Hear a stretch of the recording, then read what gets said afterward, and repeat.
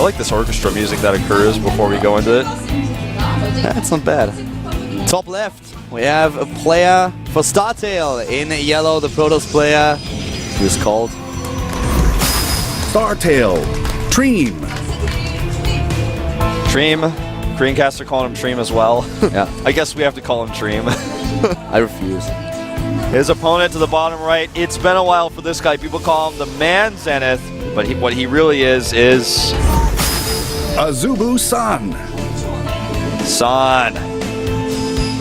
There's a shot of his face. He was nicknamed by Tasteless as the Whack-A-Mole Pross because he was so good at keeping expansions up. This was during the time of the Khydarian Amulet, but still. Oh god, the Khydarian Amulet. I all forgot about that one. Yeah? I will never forget. Yeah, of course, you're a Protoss player. You wish it back every single day. I always wonder what would happen if they doubled the cost or something instead, but, you know. Yeah, more options.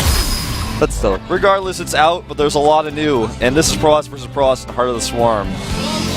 And once again, guys, one of the things that you can definitely say about the Heart of the Swarm just in general is that we didn't see too much Korean play yet. We have a few players that stream, but most of the streamers are either from Europe or from the US. Yeah. So different styles on different continents. It's basically what StarCraft is all about. We see this all the time.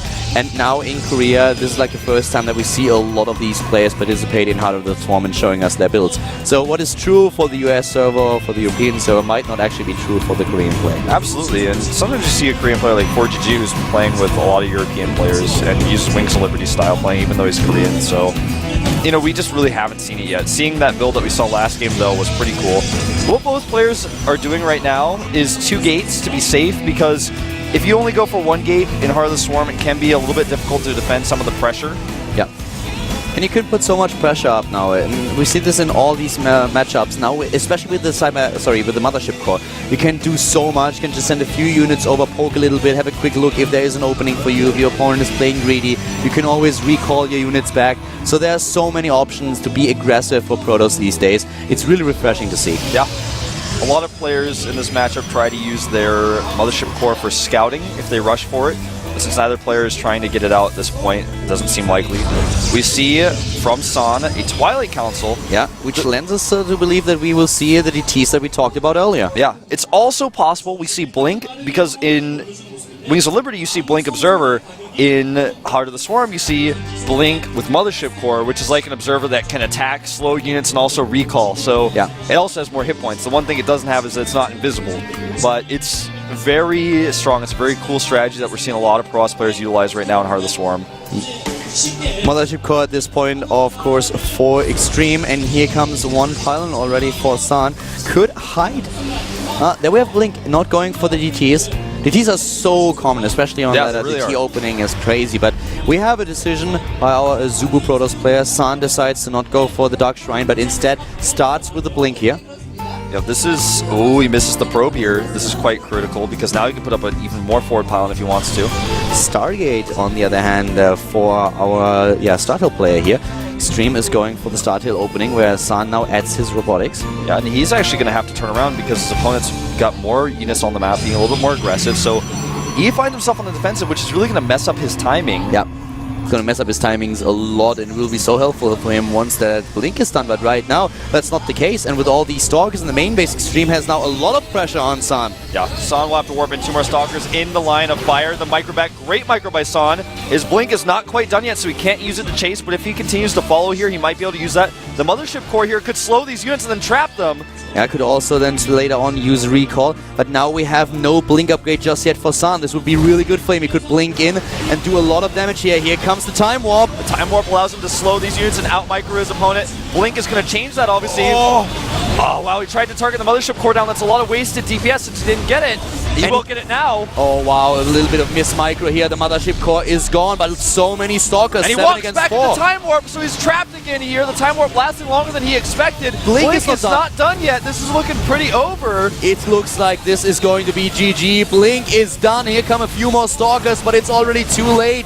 We have Extreme walking into the main base of his opponent, taking down Stalker after Stalker. Even the probes are now defending, but it is just, is this a hopeless battle? It certainly looks like one. It certainly looks like one, indeed. Too much damage. You know, the thing is, he's got more Stalkers rallying in here, and he has the tech of the Oracle at home. Yeah. So if San tries to use his Blink to pressure now in a counterattack, he'll be able to harass the Oracle and make this a nightmare for San, in fact. I have to say that San defended in the last battle a little bit better than I thought he the would. probes But now, were useful. Exactly, the probes were really used very well, and now he has the Blink upgrade that he can use here. Maybe he's able to hold on and get back into the game after all. The forward Blink trying to chase down these units, but the Pylon on the high ground. Here comes another round of Warp-ins, and the Oracle is now in the game. The probe really messing with the micro of San quite a bit there as well. He took a shot on it. San is just so low on economy that he can't keep up his Stalker production. Every Stalker really counts right now.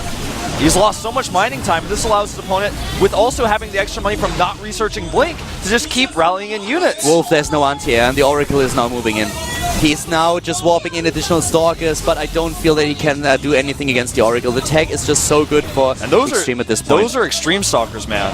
They're warping into the main base that you guys just saw there. Yeah, he has one Stalker, as you mentioned, but this Oracle will do too much. He can actually kill the Stalker with it, and that's what he goes for. It's too much. GG. GG. San, he quits the game as he sees the Oracle. He knows that with this tech, he can't do anything anymore. He doesn't have the units that he needs.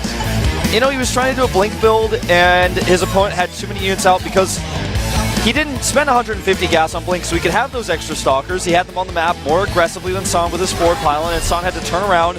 Then, before his Blink was done, he couldn't utilize that tech because Blink actually takes longer in Heart of the Storm than it does in Wings of Liberty right now. And now we have StarTale up a game at 3-2, and they only need one additional win to claim victory in the best of 7. Yes. This is going to be the final player for AZUBU. It has to be Violet. I think so, man. I would be surprised to not see Violet here. Well, let's just say, okay, we don't know, but the thing is, I would wish it's Violet. I want to see a Zerg, and Violet seem to be in a position... I think he's the strongest player they could pick right now. Exactly. First of all, he said to us that he was ranked 3 in Heart of the Swarm in GM just a few days ago, that he's doing really well these days, and was talking that he's practicing a lot. So I feel that he would be the logical choice in this situation. Yep. I think we're going to see Violet. Only time will tell. San not showing a very impressive comeback just yet. This is the preseason only, but it was an unfortunate builder situation for him. Like you said, this is surprise for surprise. This is not a matchup where you sit down and you go, all right, no matter what, my build's going to work. I got this. It's safe against everything, because it's just not. It's pretty crazy these days. People have to figure out what exactly is happening. There are so many patches that it's really hard to go for a stable build. It might be messed up in the next patch. But we are nearing the completion of Heart of the Swarm, at least for the release version. Of course, there will be patches later on too when Blizzard has a lot more material, a lot more data to work with. But at this point, we are having a few patches trying to smooth out the edges that Blizzard feels are still there. But right now, I don't think we're going to see another mirror matchup. I don't think so. I think it's time for Violet. Me too. I really want to see him in the It's the only Zerg booth they've now. shown today. You know, they've seen their opponents play a little bit, but they haven't shown a Zerg. They're going to pull this guy out and say, this guy's top 3 GM right now. He's one of the best Zerg players in the world.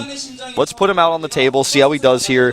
And it's going to force a reaction. It's going to force maybe Life to come out and do some ZVZing. We'll see. Extreme, on the other hand, he really wants to have another win. If he takes it, then he won 3 games in a row and really secured this victory for Team StarTale. This is still the preseason tournament, guys. Don't forget about that. And make sure that after you are watching today's streams that you also put it out to everyone else that these games, all the matches that we have in the preseason tournament, are free in EHQ. So make sure to let everyone know. I know there has been already a thread on Reddit, but it definitely doesn't hurt to put another one up there. Yeah, it's definitely true. Cutter, you know, we talked about Life and we talked about bringing out Violet here. But don't forget, there's always Bomber on the table as well. Exactly, Violet Bomber, that would be so good. Who's it going to be? Genius! It's really? actually Genius. Wow, This I'm is really a surprising choice, you know. We spoke to Violet during the break, and we asked, are you going to come out? And he said it's a secret, and the way he laughed, too, was maybe just think like, all right, he's going to come out last. It's got to be Violet. But it's Genius, man. Yeah, the way Violet talked to us, I would have bet money on the fact that he is at least one of the players that we are going to see today. Maybe things would have been different if they were not down to their last player in this type of situation, but Genius is a great all-around player, and he knows he's probably going to have to face a player like Bomber if he beats Extreme, but he has to do that first. Yeah. I'm really surprised by this choice just because of what the players said so far today. And but still, it's an exciting one. Consider as well, Genius he just came off a loss in Code A, so he's now a Code B player. But he's been practicing for that Code A match for Wings of Liberty, so he hasn't had as much time, for example, as Violet has to be playing Heart of the Swarm. Most important question, Wolf, are we going to see Void Rays? I think so. Has he dealt with his Void Ray addiction or not? We'll find out after a 5-minute break, guys. It's the GSTL Pre-Season with Carl and Wolf, and we are back after a short break with maybe our last game of the day.